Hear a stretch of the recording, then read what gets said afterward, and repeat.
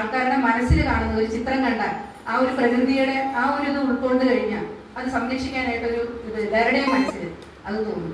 അപ്പൊ ഇന്ന് ഇത്രയും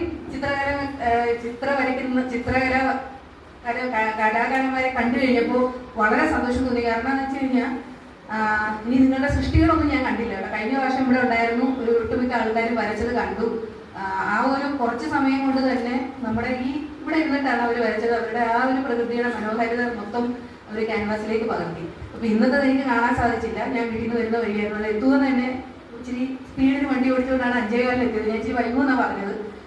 പക്ഷെ എനിക്ക് നാളെ രാവിലെ ഒന്ന് വന്ന് നിങ്ങളുടെ ഒന്ന് കാണണമെന്നുണ്ട്. കാരണം ഇത്ര പേര് വരയ്ക്കുമ്പോൾ എന്തായാലും അതൊരു ഒരു സംഭവമായിട്ട് തന്നെ മാറും.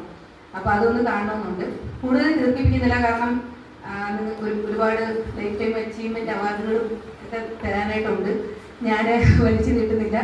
ഇനിയും നമ്മുടെ പെരിയാർ ടൈഗർ റിസർവിനെ സംബന്ധിച്ചിടത്തോളം ഇതൊരു അഭിമാന മുഹൂർത്തമാണ്. ഇത്രയും കലാകാരന്മാരെ ഒരുമിച്ച് ഇവിടെ കൂടി നമ്മുടെ പ്രകൃതി സംരക്ഷണത്തിനും മറ്റു കാര്യങ്ങൾക്കും ഒക്കെ ആയിട്ട് ഒരു ഒത്തുകൂടി ഒരു ക്യാമ്പ് നടക്കുന്നത് തന്നെ ഒരു വലിയ കാര്യമായിട്ട് കരുതുന്നു. ഇത് വീണ്ടും നമ്മുടെ ഇവിടെ തന്നെ സംഘടിപ്പിക്കാനായിട്ട് ഞങ്ങൾ വില്ലിങ്ങാണ്. അതുകൂടി അവസരത്തിൽ പറയുന്നു.